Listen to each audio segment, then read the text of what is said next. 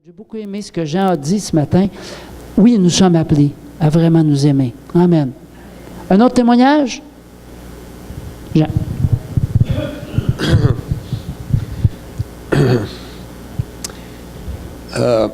Cette semaine, je me réveille très, très tôt.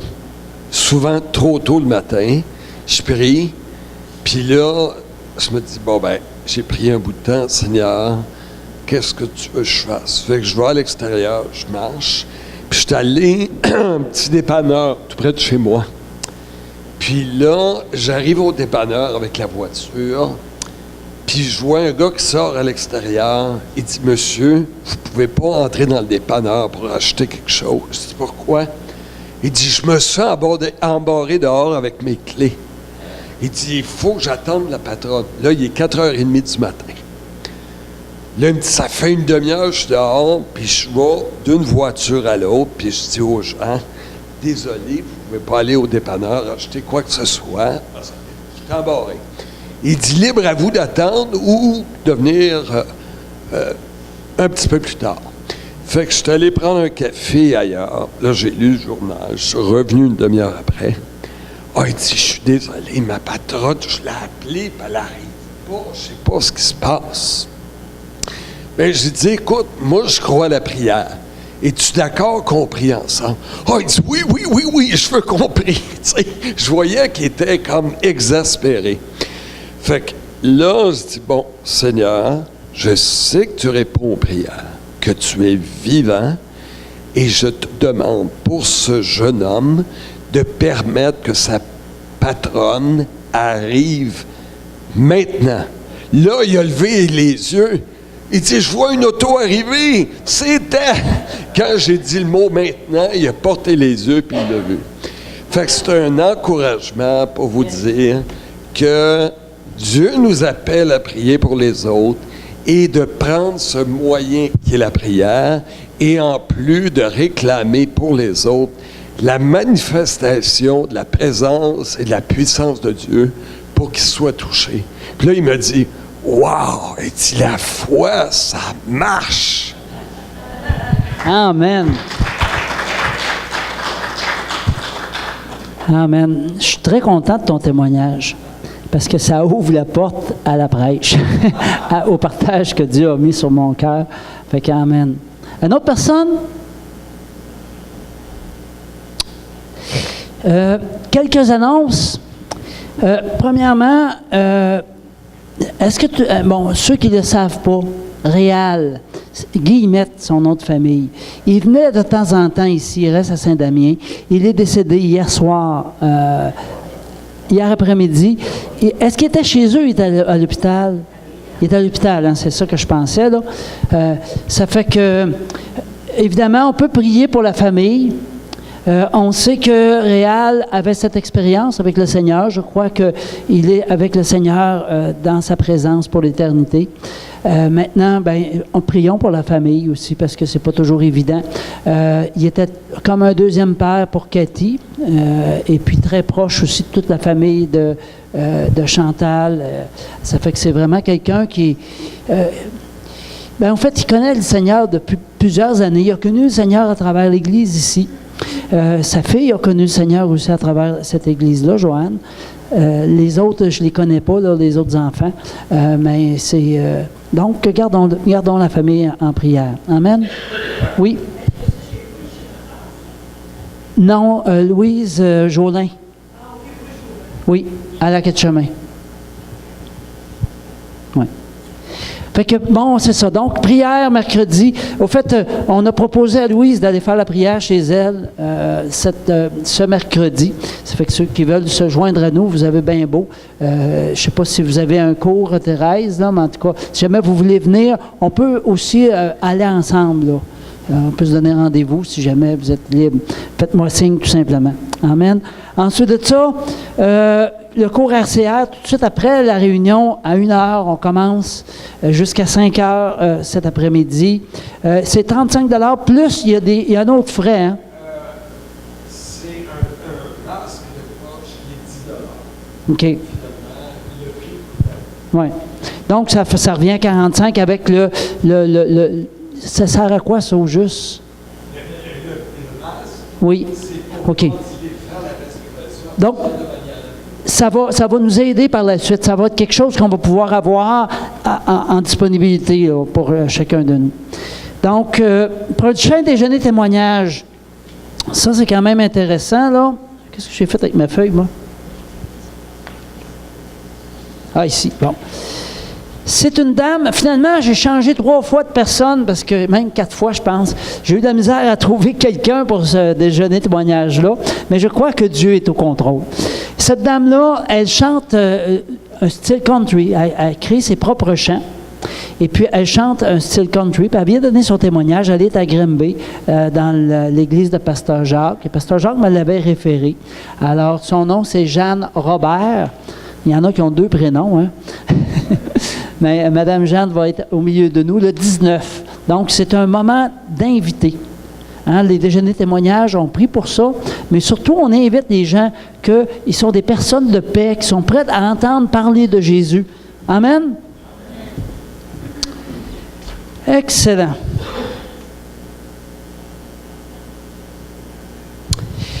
Matthieu 5, 14 à 16 nous dit, « Vous êtes la lumière du monde. Une ville située sur une montagne ne peut être cachée. Et on n'allume pas une lampe pour la mettre sous le boisseau, mais on la met sur le chandelier et elle éclaire tous ceux qui sont dans la maison. » Là, maintenant, on va dire le restant ensemble. OK? 1, 2, 3. « Que ma lumière luise ainsi devant les hommes, afin qu'ils voient mes œuvres bonnes, ou mes bonnes œuvres, et qu'ils glorifient notre Père qui est dans les cieux. » Amen. Alléluia. Seigneur, ce matin, tu veux parler à tes enfants. Tu veux parler à chacun de nous ce matin. Et je veux m'effacer afin que tu prennes toute la place. Seigneur, touche nos cœurs ce matin. Que tout ce qui vient empêcher ta parole de toucher nos cœurs soit libéré dans le nom de Jésus. Je te demande, Seigneur, de bénir chacun qui sont ici et de nous donner la force de faire ta volonté par Jésus. Amen. Amen. Donc, il y a des feuilles comme ça à l'arrière hein, pour faire les invitations. Les mettre aussi dans les différents lieux publics. Donc, on a des, c'est ça, un peu partout à grandeur là, de la région. Vous savez que être chrétien évangélique, c'est encore une curiosité de nos jours. Ici au Québec particulièrement. Dans certains pays, il y a plus de 50% de la population qui sont chrétiens évangéliques. Mais ici, au Québec, on est encore à peu près à 0,6%. Ce qui est vraiment pas très, très élevé, comme on pourrait dire. Amen? Et je voudrais... les gens ne savent pas trop c'est quoi ça, être chrétien évangélique. Les gens ne savent pas trop. J'aimerais simplement vous partager un écrit que j'ai lu. C'est une jeune femme de 27 ans qui a l'âge de Jérémie.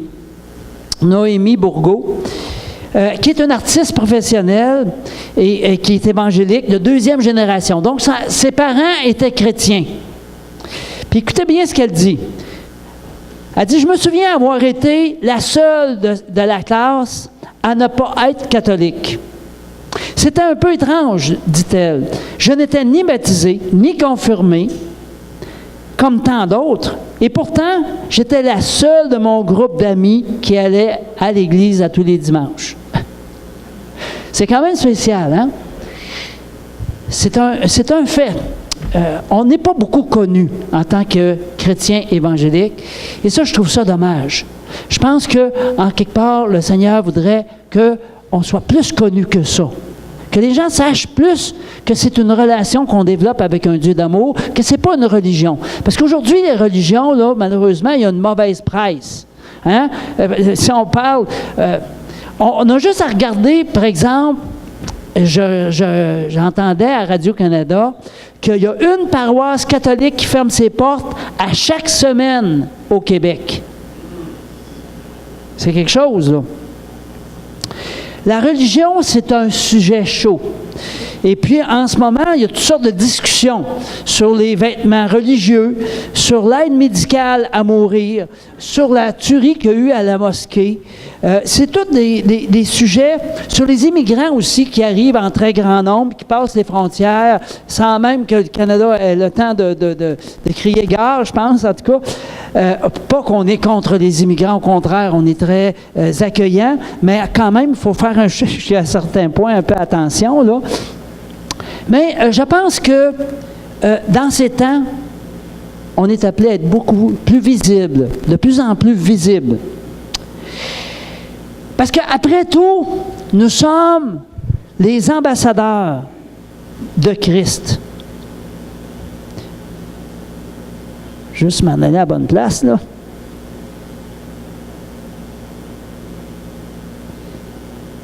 Bon, c'est pas ça. OK. C'est ça, je vais y arriver, là. OK, c'est ça. Ça, c'est l'annonce que je voulais vous parler tantôt. Je n'étais pas à la bonne place, c'est ça l'affaire. Donc, ça, c'était la diapo pour dire que toutes les religions, là. Donc, on est appelés à être des ambassadeurs de Christ. Et ça, c'est tout un appel, vous savez. On va étudier vraiment ce matin, c'est quoi ça, un ambassadeur? Qu'est-ce que ça fait dans la vie? Puis comment que Dieu veut qu'on soit ses ambassadeurs ici sur la terre. Amen? 2 Corinthiens 5:20 nous dit, « Nous faisons donc les fonctions d'ambassadeurs pour Christ, comme si Dieu exhortait par nous. Nous vous en supplions au nom de Christ, soyez réconciliés avec Dieu. » Donc, si on comprend bien ici, notre travail d'ambassadeur, c'est de réconcilier les gens avec Jésus. On est appelé à être ce lien-là entre les personnes qui nous entourent et Jésus. Les emmener à connaître Jésus et à aimer Jésus et à avoir une relation avec lui. C'est toute une responsabilité. Mais en même temps, c'est toute une bénédiction. Donc, on est des représentants du royaume de Dieu et de son roi. Dis ça à ton voisin, tu es le représentant du royaume de Dieu et de son roi Jésus.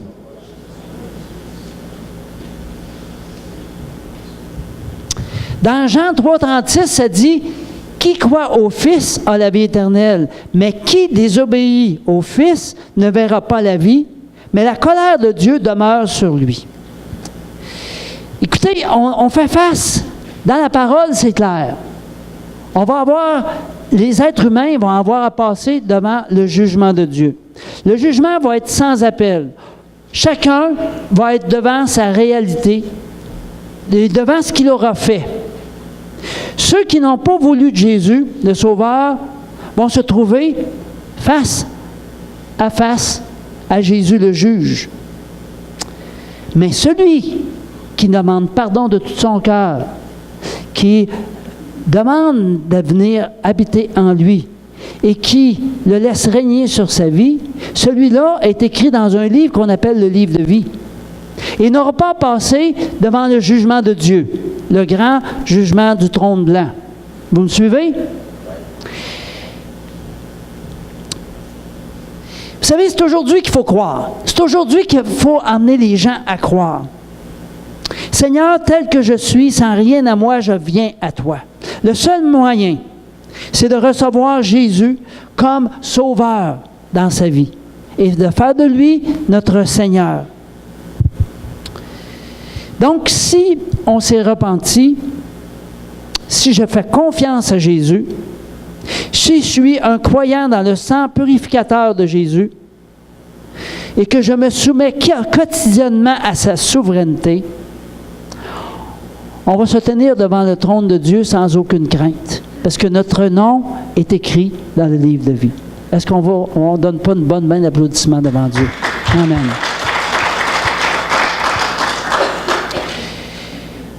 On va être reconnu comme un enfant de Dieu.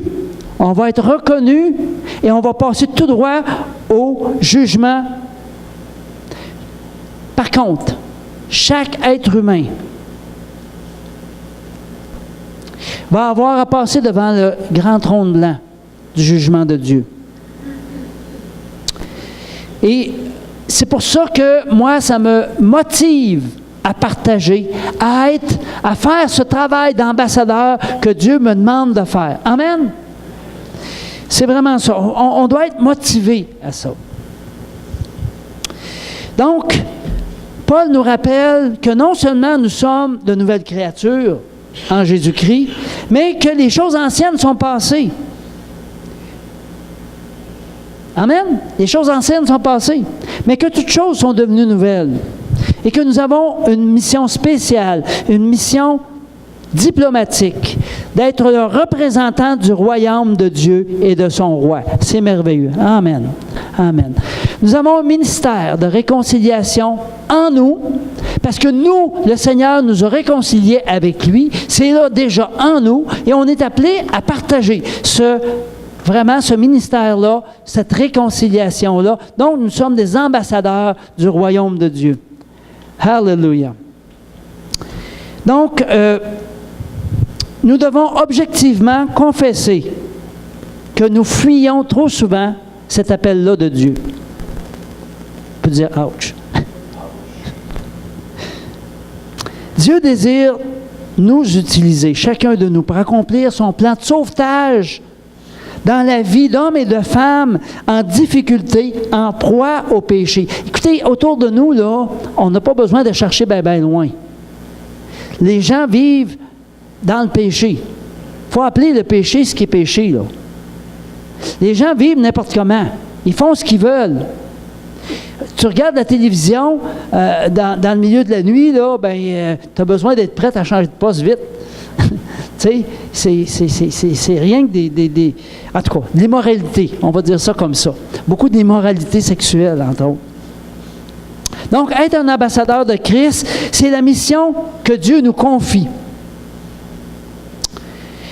Maintenant, un ambassadeur, est-ce que ça a une manière de parler spéciale?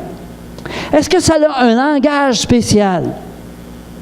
D'après vous, un ambassadeur. Si on prend, par exemple, l'ambassadeur du Canada au Rwanda, ou bien donc en Haïti, il doit avoir une manière de parler quand même spéciale. OK, on va regarder maintenant, nous, en tant qu'ambassadeurs de Jésus-Christ, c'est quoi notre langage? C'est un langage de foi. Un qui a compris. C'est un langage de foi. Ah, amen. D'accord. Matthieu 26, 73 nous dit « Certainement, tu es aussi de ces gens-là, car ton langage te fait reconnaître. » OK, c'était Pierre, ça, qui était, après, quand Jésus avait été pris, puis là, il disait « Est-ce que tu étais avec lui? » Puis là, Pierre, il a renié 3 fois. Hein? Bon. Mais rien que par sa manière d'être, il a été reconnu. Donc, on doit nous reconnaître en tant qu'enfant de Dieu, en tant que personne qui aime le Seigneur. Pas en tant que personne religieuse, mais en tant que personne qui aime le Seigneur. Amen. Donc, nos expressions, notre manière de vivre, ça doit démontrer que nous sommes des enfants de Dieu. Donc nous sommes des ambassadeurs. Où est notre ambassade? Au ciel? Sur la terre, ici, c'est où notre ambassade? C'est l'Église. Amen. Donc, notre ambassade, ni plus ni moins, c'est notre Église. C'est un endroit qu'on veut inviter les gens à notre Église. On veut inviter les gens à connaître le Seigneur. On veut les inviter à se rapprocher de Dieu. Amen. Vous êtes d'accord avec ça? Donc, notre ambassade est un endroit important, c'est pour ça qu'on en prend soin, c'est pour ça qu'on fait beaucoup de rénovations, c'est pour ça aussi qu'on fait des déjeuners témoignages, qu'on invite les gens. Amen. Maintenant, regardons un petit peu, c'est quoi les caractéristiques d'un ambassadeur. Vous avez ça sur votre feuille que vous avez peut-être pris à l'entrée ou que, je ne sais pas si la feuille vous a été donnée là, à l'entrée. Mais regardons maintenant, c'est quoi les caractéristiques d'un ambassadeur normal, puis nous, en tant qu'ambassadeurs, comment est-ce qu'on peut comparer tout ça? Un ambassadeur, il est nommé. Il n'est pas élu. C'est une vocation. Il est nommé. Donc nous, en tant qu'enfants de Dieu, nous sommes nommés, nous sommes appelés par Dieu pour être ses ambassadeurs. Vous êtes d'accord avec ça? Deuxièmement, il est nommé pour défendre uniquement les intérêts de son pays. Alors nous, en tant qu'enfants de Dieu, nous défendons les intérêts de Christ. Amen? Oh, je pense que je suis tout seul, là. OK. Donc, on défend les intérêts de Christ. On ne défend pas nos intérêts à nous. S'il y a quelqu'un qui vient pour t'ostiner, tu ne défends pas ton intérêt à toi. Tu défends l'intérêt de Christ. Bien souvent, on tombe dans de vouloir nous défendre nous-mêmes. Mais ce n'est pas l'appel que Dieu nous demande. Amen? Vous comprenez la différence? Sa propre opinion à l'ambassadeur importe peu, puisqu'il défend la position officielle de son gouvernement. Nous sommes appelés à propulser la vérité de la Bible. Amen? Il est totalement couvert par son pays, c'est-à-dire couvert dans le sens de sécurité, l'intendance, la santé, le transport. Il est pris en charge par son pays, si on veut. Amen? Nous autres, on est protégés par notre Dieu. On est pris en charge par notre Dieu. Son but à l'ambassadeur d'un pays, c'est d'influencer le pays d'accueil. Notre but à nous, c'est de faire connaître Jésus-Christ. Et il possède l'immunité diplomatique. Nous avons l'immunité divine. Amen. Hallelujah. Ça fait que c'est intéressant de voir le petit parallèle ici avec, c'est quoi un ambassadeur? Matthieu 28, les versets 18 à 20 nous dit, « Jésus s'est approché, leur parlant ici, « Tout pouvoir m'a été donné. À l'ambassadeur, tout pouvoir lui est donné dans le pays où est-ce qu'il va. Dans le ciel et sur la terre. Allez, faites de toutes les nations des disciples, les baptisant au nom du Père, du Fils et du Saint-Esprit. Et enseignez-leur à observer tout ce que je vous ai prescrit. » Et là, il y a la phrase qui est vraiment bénissante, qu'il faut vraiment que vous acceptiez, que vous ouvrez votre bouche pour que vous le receviez au plus profond de vous-même. « Et voici, je suis avec vous tous les jours jusqu'à la fin du monde. » Amen. Amen. Fait que c'est clair, on a une mission, mais en même temps, on a quelqu'un qui nous accompagne. Ce quelqu'un-là, c'est Dieu lui-même à travers Jésus-Christ. Amen. Donc, nous sommes le porte-parole de Dieu. Tu es ambassadeur du prince et sauveur du monde, et du roi des rois et seigneur des seigneurs. C'est pas n'importe quoi, là. On est des ambassadeurs extraordinaires. On représente un Dieu qui est vraiment très, très grand. Donc, l'ambassadeur, c'est un officier de l'État qui est chargé de parler au nom de cet État. L'ambassadeur doit continuellement être en communication avec son gouvernement. Est-ce que tu es en communication avec ton Dieu continuellement? Oups! Ah, OK. OK, on est franc. C'est bon, ça, ce matin. Mais Dieu nous appelle à être vraiment en communication avec lui, autant continuellement que possible. Amen. Ça fait que nous sommes des porteurs d'un message de plus haute importance, celui du salut de l'homme. C'est un message qui est extraordinaire. Nous, on a reçu un cadeau. C'est un cadeau, hein, ça, le salut, là, c'est un cadeau. C'est pas quelque chose qu'on gagne par nos œuvres. C'est pas quelque chose qu'on gagne parce qu'on fait ci ou qu'on fait ça. Non, c'est un cadeau. Mais le plus beau cadeau, c'est qu'on peut aussi partager ce cadeau-là autour de nous. Et on est appelé à partager ce cadeau-là. Il faut le voir comme un cadeau. Si tu t'en vas, puis tu t'en vas pour parler avec quelqu'un, puis que tu sens qu'il faut que tu le convainques, puis que tu tordes le bras, puis tu tordes le cou, finalement. Non, c'est un cadeau. Tu t'en vas pour présenter quelque chose de précieux. Ça fait que tu es encouragé de le faire. Tu le fais avec joie, tu le fais avec enthousiasme. Amen. Vous savez, c'est pas facile toujours de partager. Jean a partagé avec ce jeune homme-là, ce qui est bien. Je Je dirais que c'est un premier pas. Éventuellement, il va peut-être rencontrer quelqu'un d'autre. Peut-être Jean va retourner à ce dépanneur-là pour aller rencontrer ce jeune homme-là, pour l'emmener un peu plus loin. Voyez-vous, Dieu nous utilise, chacun de nous, à des moments différents. Ça peut être une première fois qu'il entend parler de Dieu.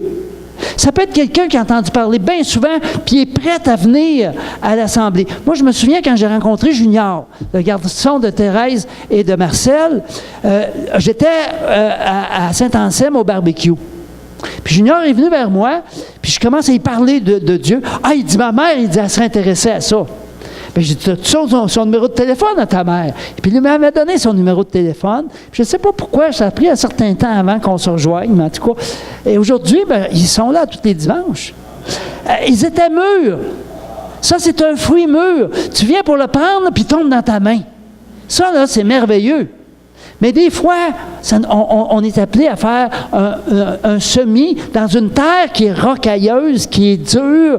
C'est pas évident. Mais encore là, si on sent que la personne n'est pas prête, laissons faire et prions. Parce que ça ne donne rien. Si une personne n'est pas prête à entendre ce qu'on a à partager avec lui, ça va tourner en ostination. Puis ça, les ostinations, c'est pas bon. Ça ne donne rien. Comprenez-vous? Maintenant, si on parle à quelqu'un, puis que cette personne-là est une personne de paix, comme Rita était assise à côté de cette dame belge-là dans l'avion, ou est-ce que la dame était vraiment ouverte à entendre parler du Seigneur, bien là, tu vas jusqu'au bout. Et même, tu peux lui proposer de faire la prière de repentance. Mais soyons quand même, ayons du discernement. Soyons attentifs à où est-ce que la personne est rendue dans notre témoignage. Amen? Vous me suivez? Oui. C'est important.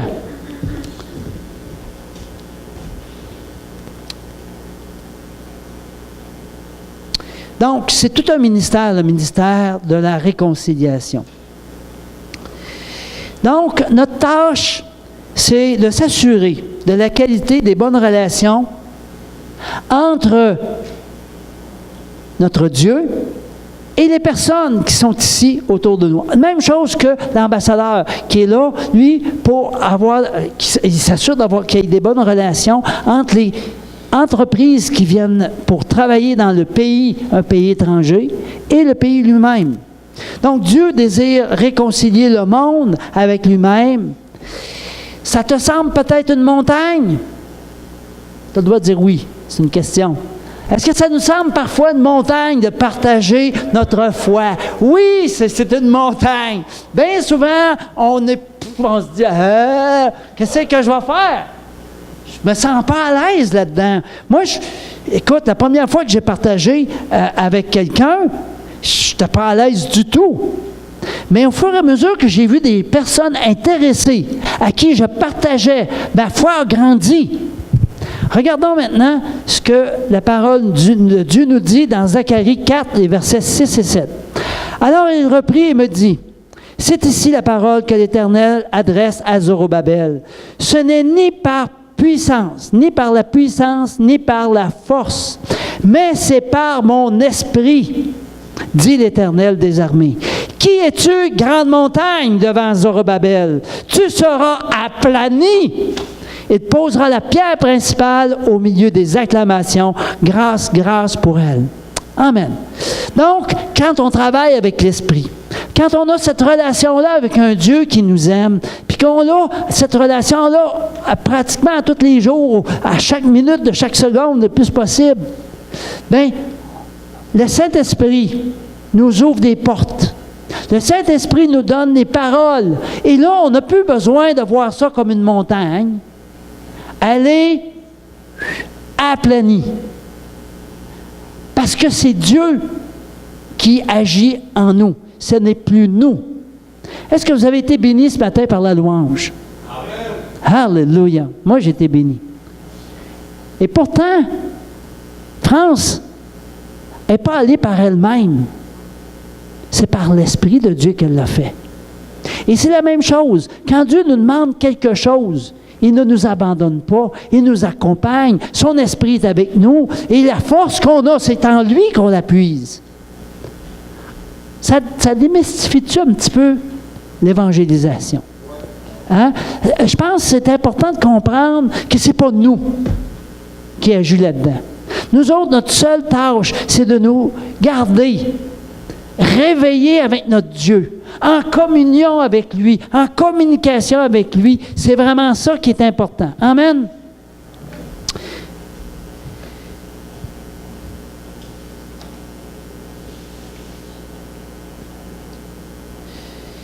Vous savez que Zorobabel, là, lui, avait à rebâtir le temple, la ville. Puis à un moment donné, il était complètement découragé. Il était tellement découragé qu'il a arrêté pendant 14 ans. Pendant 14 ans, là, il ne s'est rien fait. Parce qu'il manquait de ressources. Vous savez, je pense qu'en ce moment, on peut peut-être avoir de l'air de manquer de ressources. Moi, ça m'a parlé, ça. En préparant le message, j'ai dit, oui, c'est vrai qu'on manque de ressources. Mais si chacun de nous, on commence à s'activer en tant qu'ambassadeur, vous allez voir que les chaises vont commencer à se dépiler, qu'il va y avoir plein de bonnes ressources. Vous savez, les nouveaux, là, souvent, ils sont en feu pour partager autour d'eux. Puis eux autres, là, leur cercle d'influence, souvent, ils n'ont pas entendu parler du Seigneur du tout. C'est tout un nouveau, je dirais, cercle d'influence à toucher. Et il y a, moi, je pense que si ça part, cette histoire-là, là, il s'agit juste de le partir. C'est comme une pompe. Tu sais, au début, là, tu pédales, mais à un moment donné, oups, ça part. Amen. Moi, je pense qu'on va voir des grandes choses. Je suis convaincu même qu'on va voir des grandes choses et que Dieu est sur le point de se manifester avec puissance. Donc, ce n'est plus ni par notre force, ni par notre puissance que l'on réussit. Mais ne méprisons pas les petits commencements. Ici, c'est un petit commencement. Ne méprisons pas les petits commencements. Donc, la parole nous dit, priez donc le maître des moissons d'envoyer des ouvriers dans la moisson. Pourquoi? Parce que la moisson est grande. La moisson est très, très, très grande. Vous savez, en tant qu'ambassadeur, il faut connaître notre identité. Si tu ne sais pas que tu es ambassadeur, envoyé du Dieu très haut, qui t'accompagne de son esprit, qui va t'inspirer le moment venu, tu risques de pogner un mur, de frapper un mur. Hein? Êtes-vous d'accord avec ça? Qu'on risque de frapper un mur. On n'est pas n'importe qui parce qu'on a été choisi de Dieu. Là, je ne suis pas en train de vouloir gonfler votre orgueil. C'est pas ça, là. Mais il faut savoir qui nous sommes en Jésus-Christ. On est appelé à marcher dans notre destinée prophétique. Ça commence à marcher dans des petites choses. On apprend à marcher dans des petites choses à tous les jours. Puis tranquillement, on voit la puissance de Dieu qui va se manifester. Vous savez, on est appelé à prier pour les gens qui sont dans le besoin.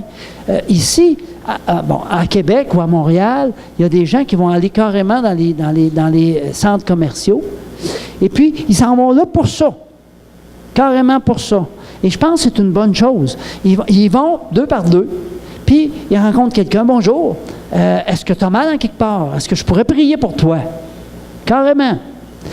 Et si la personne est ouverte, si elle est fermée, mais tu la laisses passer. Mais on voit des miracles incroyables qui se passent à travers de ça. Mais quand tu pars comme ça, tu sais qui tu es. Puis tu sais qu'il y a quelqu'un qui t'accompagne qui est beaucoup plus grand que toi. Qui est un Dieu, qui est tout-puissant, qui se manifeste par son esprit, par l'Esprit de Dieu. Amen? Donc, la moisson est grande. Efforçons-nous de représenter correctement le Christ. Si les gens de ce monde ne voient pas le témoignage de Christ à travers de nos vies, ils vont avoir du mal à recevoir ce témoignage. Tu sais, si notre vie est tout croche, c'est bien sûr que ça ne marche pas. Et c'est pour ça qu'on parle tellement souvent de notre âme. Hein? On en parle souvent. Pourquoi? Parce qu'on veut que Dieu travaille dans notre âme pour vraiment nous libérer de tout ce qui peut nous empêcher d'être un témoignage. Le Seigneur veut vraiment guérir nos âmes complètement.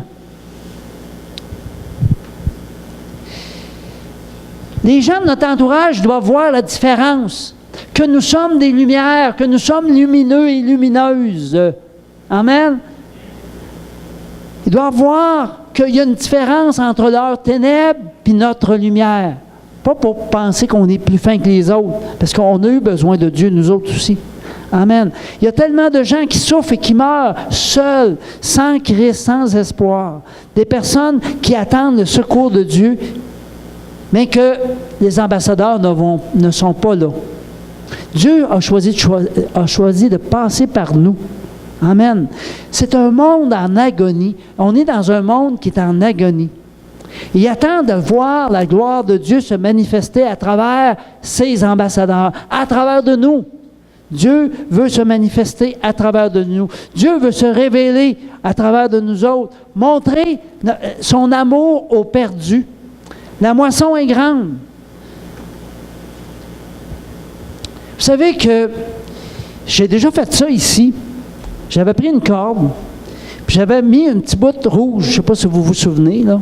Puis cette corde-là, elle s'en allait, puis je l'avais envoyée dehors. Puis même qu'elle revenait comme ça à plusieurs reprises. Le petit bout rouge, à peu près ça de long, ça c'est notre vie sur la terre. Le restant de la corde qui s'en va à l'infini, c'est soit qu'on le passe dans un endroit que je ne voudrais pas aller, qu'on appelle l'enfer, ou soit qu'on le passe dans la présence de Dieu continuelle, dans la Jérusalem céleste, un endroit où il n'y a plus de souffrance, où est-ce qu'on va avoir un corps glorieux, où est-ce que ça va être un endroit absolument formidable, où est-ce qu'on va se sentir en louange. Tu sais, le plus haut de la louange qu'on va, là, c'est rien à côté de ce qu'on va vivre dans la présence de Dieu. C'est rien. C'est rien. Et pourtant, c'est beaucoup pour nous autres ici sur la terre. Amen. Ça va être extraordinaire. Mais à quelque part, moi, je me dis, wow, la personne que j'aime, mon frère, moi, j'ai pas de sœur, mais mes belles-sœurs, je veux qu'ils connaissent le Seigneur. Mon voisin, je veux qu'il connaisse le Seigneur. Je veux pas qu'il passe pour l'éternité. Comprenez-vous que ça nous motive? C'est quelque chose qui devrait vraiment nous motiver. N'oublions pas que de faire valoir notre rôle d'ambassadeur sur cette terre, dès qu'on a l'occasion, c'est vraiment la volonté de Dieu. C'est là qu'on trouve notre joie. Vous savez que des fois, on veut être heureux. On fait 56 affaires pour être heureux. Mais ce qui rend le plus heureux, je pense bien que ton témoignage, Jean, t'a rendu plus heureux qu'une journée de ski. je dis n'importe quoi, là, mais même 2. Puis ça ne coûte rien. Comprenez-vous que quand on voit quelqu'un qui est intéressé par Dieu, puis que Dieu nous utilise à travers de ça, il n'y a pas de meilleur sentiment de valorisation que ça. On a tous besoin d'être valorisés. On a tous besoin d'être remontés. On est comme une vieille horloge, tic-tac, tic-tac, tic-tac, des fois. Hein? Puis on a besoin d'être remonté. Oui, Seigneur, remonte-moi parce que j'en ai besoin. Et Dieu a choisi de nous utiliser comme ambassadeurs, comme témoins, afin d'être remontés. Vous savez que il y a 2 jugements. Tout à l'heure, j'ai parlé du grand trône blanc, qui est le jugement que si on a accepté, quand on a accepté le Seigneur, on n'a pas à passer devant. Mais il y a aussi le tribunal de Christ. OK? Ça, c'est dans 2 Corinthiens 5:10. Je n'irai pas le lire, là. Mais le tribunal de Christ, c'est un autre endroit de jugement où est-ce que les enfants de Dieu vont recevoir des cadeaux pour leur obéissance à ce que Dieu leur a demandé de faire. Des récompenses. Amen. Moi, ça, là, je suis prêt à dépasser mes capacités quand Dieu me le demande. Parce que c'est ses capacités à lui que je m'appuie dessus. Est-ce que vous comprenez? Donc, cet endroit-là, le tribunal de Christ, dans 2 Corinthiens 5:10, c'est un endroit où est-ce qu'on va passer et on va recevoir des cadeaux de Dieu. On va recevoir des faveurs de Dieu. C'est dit, entre autres, que certains vont avoir une maison en paille, d'autres vont avoir une maison en or. Tu sais, on ne peut pas tellement comprendre ça plus que l'image qu'on peut s'en faire ici, mais je pense vraiment que Dieu a des récompenses pour chacun de nous, dans notre obéissance. Et moi, ça me motive, ça. Amen. Voici les paroles que j'aimerais que Dieu me dise quand je vais le rencontrer au tribunal de Christ. C'est bien, bon et fidèle serviteur. Tu as été fidèle en peu de choses. Je te confierai beaucoup. Entre dans la joie de ton maître. Amen. Wow. Oh, hallelujah. Amen, amen, amen. Vous savez, ce n'est pas le temps de dormir. Ce n'est pas le temps, je dirais, de s'apitoyer sur notre sort. Bien qu'on peut vivre des moments difficiles, mais ne reste pas dans ces moments difficiles-là. Vous savez, quand on accepte le Seigneur, là, on invite les gens à faire une prière de repentance. Et on dit que celui qui croit, qui déclare de sa bouche et qui croit de son cœur, ça c'est dans Romains 19, sera sauvé. Et c'est la même chose pour la guérison. Dieu travaille toujours de la même façon. Ce que tu sors de ta bouche, c'est important. Alors, déclarons la guérison. Jean-Guy l'a déclaré, la guérison. Il l'a reçu. Amen. Mon frère ici l'a déclaré. Mon frère continue à le déclarer. Et il l'a de plus en plus. Voyez-vous, Dieu nous demande de la persévérance. Ce n'est pas un automatisme parce que tu fais quelque chose que tout de suite ça arrive. Dieu désire nous transformer à travers la patience et la persévérance que nous avons. Alors, déclare-les. Pas une journée, pas un mois, pas un an, jusqu'à ce que tu reçoives. Ça, là, c'est vraiment... comment on dit ça? Oui, merci. Oui, c'est ça que je voulais dire. C'est une clé importante. Merci. C'est une clé importante de déclarer ce que la parole de Dieu nous dit. Amen. Philippiens 2,15 nous dit que nous sommes une lumière dans un monde, dans une génération perverse et corrompue. On est comme des lumières au milieu d'une génération perverse et corrompue. Si nous-mêmes, on a de la misère à être une 2 watts, ça va pas bien. OK? Puis là, je vous encourage à prendre votre source en Dieu. Parce que les watts qu'on a là, comme lumière, ça vient de lui, ça vient pas de moi, ça vient pas de l'Église, ça vient vraiment de notre relation avec lui. Ça fait que si tu veux être lumineux, si tu veux être une 100 watts ou une 1000 watts, si tu veux, bien, plus que tu vas être en relation avec lui, plus que tes watts vont monter. Amen? C'est vraiment ça. C'est aussi simple que ça. C'est tellement pas compliqué, mais dans la réalité de tous les jours, quand tu n'arraches, quand ton corps ne veut pas suivre, c'est pas facile.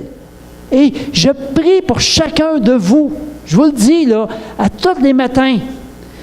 Pas à tous les matins, je prie pour chacun de vous. Mais à tous les matins, je prie pour certains d'entre vous. Amen. Mais ça fait le tour. J'ai une grande liste, là, puis même je déborde de ceux. Il y en a qui ne viennent pas ici, ou qui viennent très rarement ici. Je continue à prier pour eux. Amen. Mais c'est vraiment nous, dans notre relation avec lui, qui va faire en sorte que le courant va passer.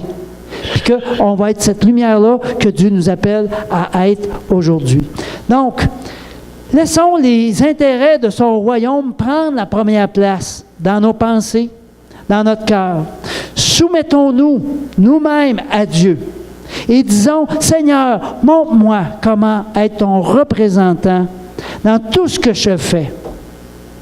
Parce que nous sommes choisis de Dieu pour être ses ambassadeurs. Commençons à vivre tel quel. Pour terminer, j'aimerais juste vous parler d'une petite histoire. La fameuse histoire de la Samaritaine, hein, au puits de Sichar. Cette Samaritaine-là, elle allait au puits à midi. Il n'y a pas personne en Israël qui allait au puits à midi. Personne de normal, entre guillemets. Okay? Parce que les femmes y allaient tôt le matin pour avoir de l'eau pour la journée, ou peut-être le soir quand il en manquait, mais sur l'heure du midi, là, le soleil tape, raide.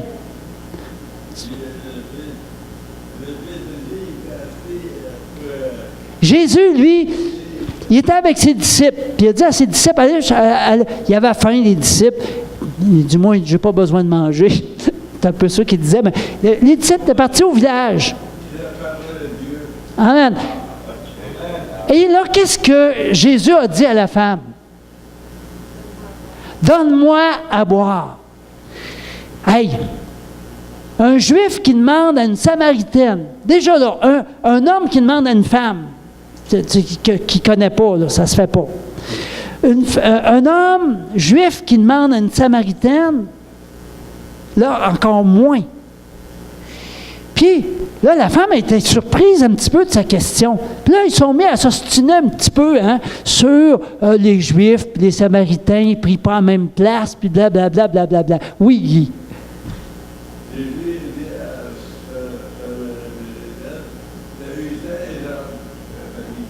En fait, il lui a demandé, c'est bon ça, il lui a demandé, il dit, va chercher ton mari. Ah, elle dit, j'ai pas de mari. Elle dit, ouais, il dit, tu dis vrai, parce que tu en as eu 5. Fait que là, elle, là, voyez-vous la parole de connaissance. Jésus, il lit dans les cœurs. Mais on est appelé à lire dans les cœurs. Si tu es face à une Samaritaine à un moment donné, une dame, peu importe, là, qui a soif de Dieu, toi, est-ce que tu vas avoir cette relation avec ton Dieu qui va te permettre d'avoir ce discernement-là, qui va te permettre de dire, lui poser une question? Voyez-vous, Jésus, il travaille avec des questions. Ça, je trouve ça intéressant. Moi, je pense qu'on doit apprendre à poser des bonnes questions. Et on doit apprendre aussi à entendre la voix de Dieu qui va nous permettre de poser la question qui va vraiment toucher le cœur de la personne. Cette femme-là est partie dans son village. Une femme rejetée. Elle venait sur l'heure du midi. Elle ne venait pas en même temps que les autres femmes. Parce que les femmes là-bas, là, quand ils vont au puits, c'est la même chose qu'en Afrique, là, ça va ensemble. Tout le monde part ensemble en chantant. Ça va au puits, ça puise l'eau, ça s'entraide entre elles. Elle était tout seule. Tu seul. Ça arrive-tu que tu es tout seul? Ça peut arriver, hein? Bon. Et puis, je ne me rappelle plus ce que j'étais pour dire. En tout cas, elle était toute seule au puits. Pardon? À midi. C'est ça. Elle était rejetée. Oui, ça me revient. Merci. Oui, merci beaucoup. Des fois, on perd le fil. Hein? Et puis, elle a osé retourner dans son village pour dire, « Hey, j'ai découvert le Christ! J'ai découvert celui que Dieu nous envoie! » Elle a été chercher tout le monde. Et tous ces gens-là ont sorti du village. Puis à cette époque-là, ils s'habillaient, ça vient de Mario Mascotte, là, le bout que je vais vous dire, mais ils s'habillaient souvent avec des grandes tuniques blanches. Et c'est là qu'il a dit, « Voici, la moisson est blanche. » Ça, c'est dans Jean 10, je pense. J'oublie les mots exacts, là. Mais la moisson était blanche. Les gens qui arrivaient, c'était comme la moisson qui s'en venait. Que elle, cette femme-là rejetée, avait été cherchée dans son village. Wow! C'est merveilleux. Oui, Guy? Oui. C'est sûrement le Christ. Il a tout dit il a tout dit sur ma vie que personne ne sait. Ben, personne ne sait. Eux autres, ils savaient, mais... Il était tout habillé en blanc. C'était comme si la moisson qui était blanche qui arrivait. Va, femme, et ne pêche plus. Amen. Elle a appris quelque chose, mais surtout, elle a été utilisée par Dieu comme ambassadrice dans son village. Fait que peu importe où c'est que tu te trouves, que tu sois rejeté par les gens autour de toi, que tu aies... L'important, c'est que tu ailles puiser auprès de Jésus. Et là, Dieu va t'utiliser. Oui, Guy?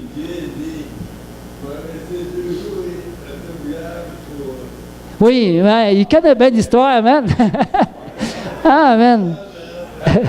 Dieu est bon, amen. Fait que, vous savez, on a plein d'outils. Ces outils-là ne sont pas faits pour rester sur la table en arrière. Moi, ce que j'espère, c'est d'être toujours obligé d'en recommander d'autres. Moi, l'outil que j'utilise beaucoup, c'est Pourquoi Jésus. Ce petit livret-là, il est fait de façon très contemporaine pour les gens d'aujourd'hui, avec des petits dessins faits à la main. Il est le fun, il est simple, il n'est pas long. C'est quelque chose que je vais donner à quelqu'un qui a vraiment de l'intérêt pour Dieu. OK? Bon. Maintenant, si la personne a un certain intérêt, mais que je ne suis pas prêt tout de suite à lui donner ça, je peux lui donner la petite carte d'affaires de « Je suis deuxième ». Dans « Je suis deuxième », dans ce site Internet-là, qui est dessus cette petite carte-là, il va voir plein de témoignages. Il y en a une vingtaine de témoignages différents d'à peu près 5 à 10 minutes, peut-être 10 minutes. Un peu plus, c'est 10, hein, ou à peu près 10 minutes. Alors ça, c'est intéressant parce que là, la personne va voir qu'est-ce que Dieu fait dans des vies concrètement. Fait que ça, cette petite carte-là, c'est le fun. Les gars, là, des fois, on n'a pas de sacoche, nous autres. Hein, on ne sait pas trop comment traîner ça, ces affaires-là, plus gros. Moi, j'en ai dans mon coffre d'auto, mais j'en ai dans mon portefeuille de ces petites cartes-là. Puis quand ça donne, quand je suis face à une personne qui a une certaine ouverture, bien, je lui dis, « Hey, va donc voir, il y a des bons témoignages là-dessus. » Ça se donne facilement. Très facilement. On a plein de brochures comme ça. Celui-là, ici, c'est « Cherchant le but de la vie ».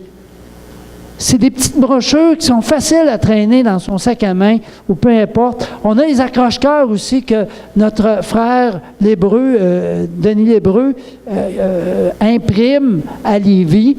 Fait que c'est toujours très intéressant.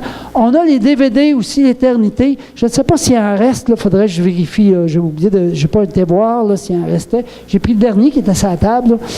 Que ce soit lui ou encore le DVD de Jésus qu'on a vu le 31 décembre.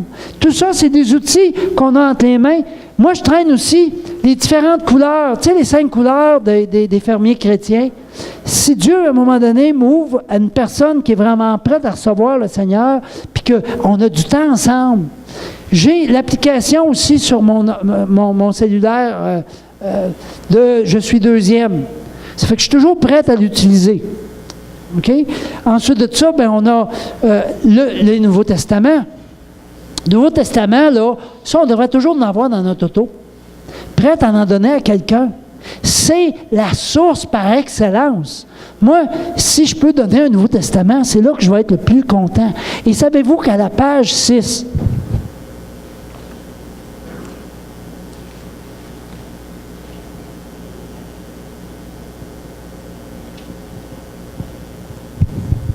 et 7, là, ça dit « Secours en temps de besoin ».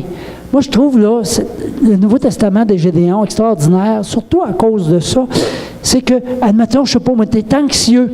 Tu as 3 versets où tu peux aller voir avec des pages précises. Fait que souvent, moi, je propose ça de même. Hey, si la personne me parle d'anxiété, qui a vie de l'anxiété, hey, c'est une occasion extraordinaire de lui donner un Nouveau Testament. C'est simple, c'est pas compliqué. Si la personne te dit non, c'est pas grave. Tu es guéri du rejet. Si tu n'es pas guéri du rejet, ben demande au Seigneur d'être guéri du rejet. Parce que tu vas être rejeté. Nous autres, en tant que dans le ministère, là, vous n'avez pas d'idée comment on peut vivre du rejet. C'est incroyable. Oui, Guy. Oui. Ah, amen. Bon, il a donné déjà un autre. Ah, amen. Amen.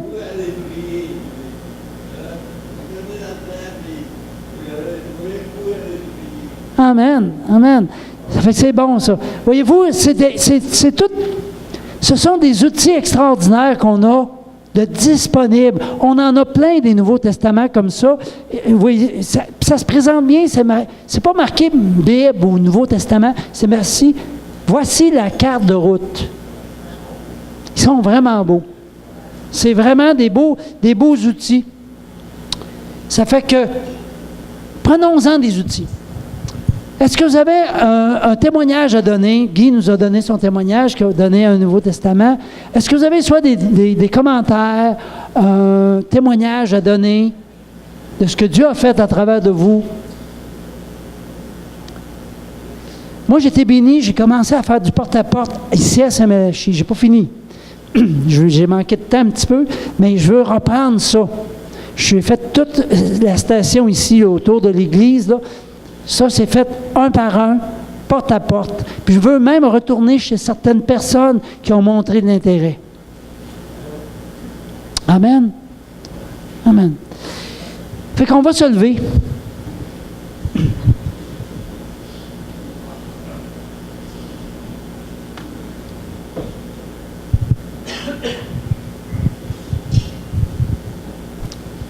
C'est bien marqué, hein?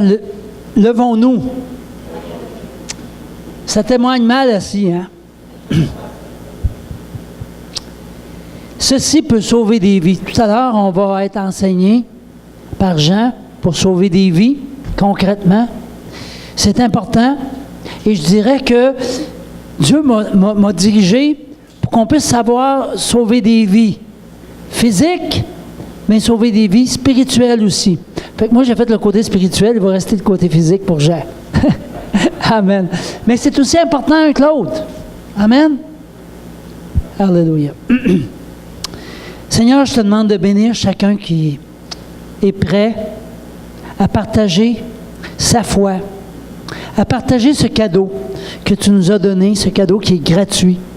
Seigneur, je te demande vraiment ta grâce sur chacun de nous et que ton esprit nous accompagne afin que nous puissions partager ta parole avec audace, avec autorité, avec amour, avec plein de compassion.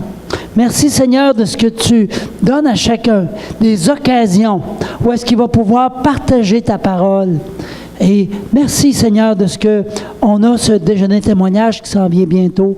Et je te demande vraiment de nous aider à inviter autour de nous afin que nous puissions voir ta gloire se manifester dans cette Église et dans cette région et que ton royaume puisse avancer dans la région. Je te demande, Seigneur, de bénir chacun, de recevoir, que chacun puisse recevoir guérison, paix, joie, que chacun puisse sortir d'ici étant rempli par toi, Seigneur. Je te demande, Seigneur, vraiment de faire descendre ta présence. Fais descendre ta présence. Fais descendre ta gloire et que nous ayons cette force d'avancer et de proclamer ton nom. Merci Seigneur de ce que tu es le Dieu qui guérit et tu guéris encore aujourd'hui. Tu guéris nos cœurs blessés, nos âmes, mais tu guéris aussi nos corps. Merci Seigneur de ce que on n'est plus dépendant du rejet. On n'agit plus comme des gens qui ont déjà été rejetés. Plus d'amertume. Mais Seigneur, on est guéri en toi. Par Jésus, je te prie maintenant. Amen. Amen. Soyez bénis abondamment. Et ceux qui veulent rester pour la formation de Jean, vous êtes les bienvenus. Amen.